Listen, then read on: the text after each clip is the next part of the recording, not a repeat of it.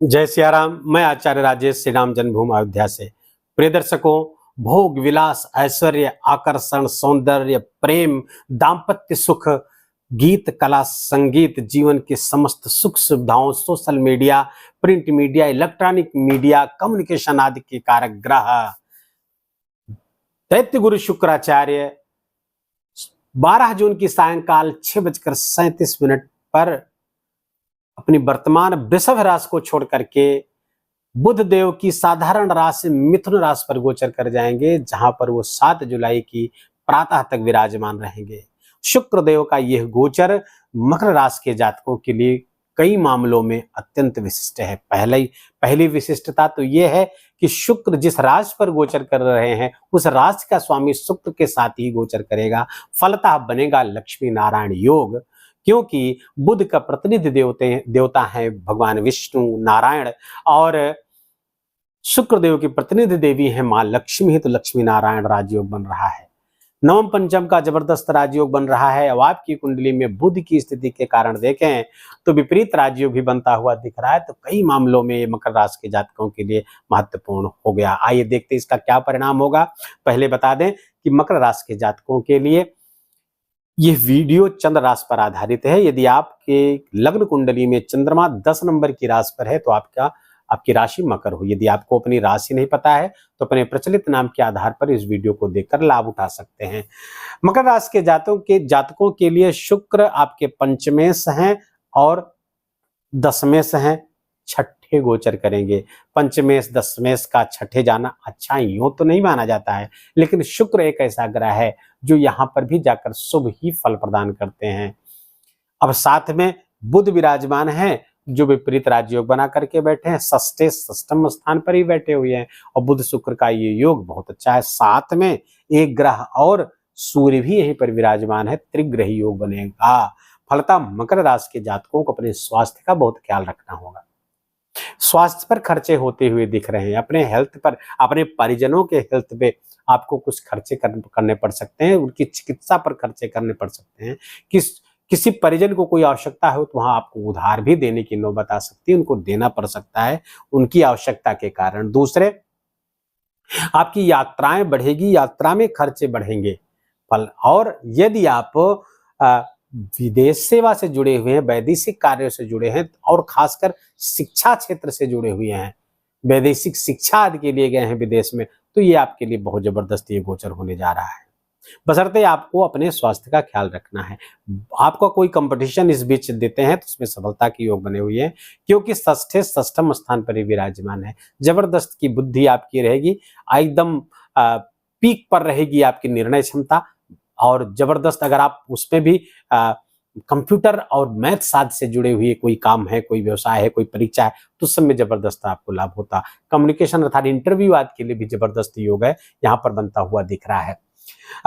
सरकारी क्षेत्र से जुड़े हुए जो लोग हैं, जो सरकारी नौकरी कर रहे हैं, उनको थोड़ा सा सावधान रहने की आवश्यकता है। शत्रुता आपकी बढ़ सकती है, आपके कार्य क्षेत्र में आपके शत्रु बढ़ सकते हैं। आपका बॉस आपका शत्रु हो सकता है, कोलीग शत्रु हो सकते हैं, या कोई महिला से आपका तनाव बढ़ सकता है। कोई महिला से, या पुरुष हैं तो महिला से, या महिला है तो पुरुष से आपकी लड़ाई हो सकती है। कार्य क्षेत्र में अर्थात ऑफिस में जहां आप काम करते हैं वहां पर कुछ समस्याएं पैदा होती हुई दिख रही हैं, इसलिए बहुत सावधानी से आपको ये कालखंड बिताना है। अन्यथा आपको कुछ दंड, कुछ फाइन, कुछ चार्जेज आप पर लगाए जा सकते हैं। यहाँ पर थोड़ा सा सावधान रहने की आवश्यकता मकर राशि के जातकों के लिए।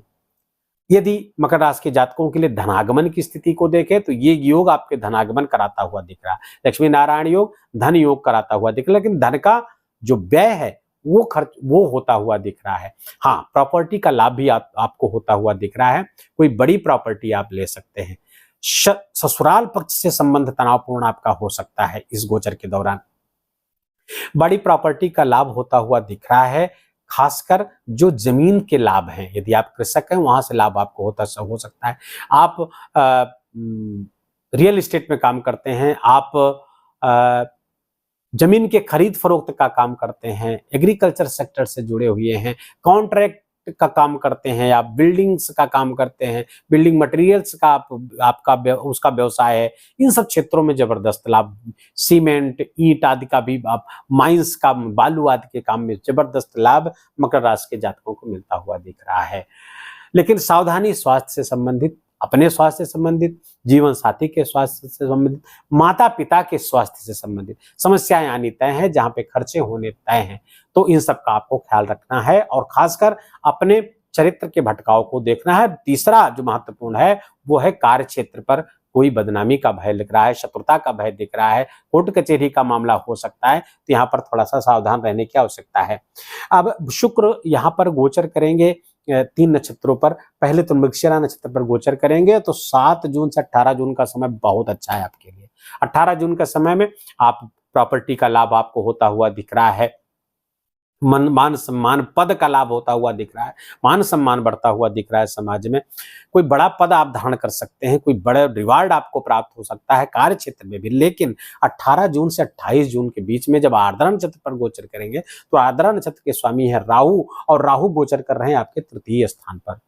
भाई बहनों का सुख तो मिलता हुआ दिख रहा है, लेकिन कुछ तनाव भी बढ़ता हुआ दिख रहा है आपका। वहां पे पराक्रम पुरुषार्थ को थोड़ा बढ़ाना पड़ सकता है आपको। राहु पर जब तक गोचर करेंगे, राहु के नक्षत्र पर गोचर करेंगे, पराक्रम पुरुषार्थ आपको बढ़ाना पड़ेगा। अन्यथा अगर पराक्रम पुरुषार्थ में कहीं कमी रह गई तो शत्रु और रोग दोनों हावी हो जाएंगे। यद्यपि राहु के नक्षत्र पर जब गोचर करेंगे शुक्र, आपको लाभदायी स्थितियां बनाते हुए भी दिख रहे हैं। दूसरे, पुनर्वसु नक्षत्र पर 28 जून से 7 जुलाई तक रहेंगे, तो 28 जुलाई से 7 जून तक जब पुनर्वसु नक्षत्र पर रहेंगे, पुनर्वसु नक्षत्र के स्वामी है देवगुरु बृहस्पति, और बृहस्पति आपके पंचम स्थान पर गोचर कर रहे हैं। और तो इस पर जब गोचर करेंगे तो संतान पक्ष से प्रसन्नता आएगी। यदि आप स्वयं विद्यार्थी, वहां से सफलता आती हुई दिख रही है। और इसी दौरान जो मैंने बताया, शिक्षा क्षेत्र में जो लाभ आपको मिल रहा है, चाहे आपकी संतान हो शिक्षा क्षेत्र में या आप स्वयं शिक्षा क्षेत्र में हो, वहां से लाभ होता हुआ दिख रहा है। प्रेम जीवन में खटास आएगी, यदि आप रिलेशनशिप में है वहां से खटास आती हुई दिख रही है, संबंध में विकृति आती हुई दिख रही है। समझदारी दिखाएं, एक दूसरे को समझने का प्रयास करें ताकि प्रेम प्यार बना रहे, अन्यथा संबंध शत्रुता में बदल सकता है। उपाय क्या करें? उपाय के लिए सर्वोत्तम प्रयोग अगर मैं बताऊं तो लक्ष्मी नारायण कवच का पाठ करिए। मकर राशि के जातक लक्ष्मी नारायण कवच यूट्यूब से आप देखिए, उसको ले लीजिए, चाहे संस्कृत में या हिंदी में उसका पाठ करें, या यूट्यूब पर कोई वीडियो तलाश करके उस वीडियो को श्रवण करें, गो सेवा करें, और देवी के मंदिर में जाकर के आटे के दीपक बना करके, 4 मुख का दीपक बना करके देवी को दीप दान करिए, और वहीं पर देवी जी का मंत्र का जप करिए। जो भी मंत्र आपको आता हो, देवी जी के का ध्यान करते उस मंत्र का जप करेंगे, तो फिर जो नकारात्मक परिणाम मकर राशि के जातकों को मिलने वाला है उस पर कमी आ जाएगी, मिनिमाइज हो जाएगा, और सकारात्मक लाभ आपके बढ़ जाएंगे। लाभ के अवसर और भी अधिक बढ़ जाएंगे। वीडियो को यहीं समाप्त करेंगे। वीडियो अच्छा लगा हो, आपके काम का लगा हो, और मेरा बोलना आपका सुनना दोनों सार्थक हुआ हो, तो इस वीडियो को लाइक करिएगा। कमेंट में जय सिया राम लिखना बिल्कुल भी मत भूलिएगा। आप वहां, ये मेरा विशेष आग्रह है, आप वहां जय सिया राम लिखेंगे, यहाँ रामलला तक पहुंचेगा। फलता उसके प्रत्युत्तर में आप रामलला की कृपा, उनका आशीर्वाद आप तक पहुंचेगा। अपनों के साथ इस वीडियो को शेयर करिए। चैनल पर अगर यदि आपका प्रथम आगमन है तो आपका हार्दिक स्वागत है। चैनल को सब्सक्राइब कर लीजिए, बेल आइकन की घंटी दबा लीजिए ताकि नए वीडियो का नोटिफिकेशन आप तक पहुंचता रहे। अपना ख्याल रखिए, अपनों का ख्याल रखिए, माता पिता की खूब सेवा कर उनका आशीर्वाद लीजिए। जय जय सिया राम।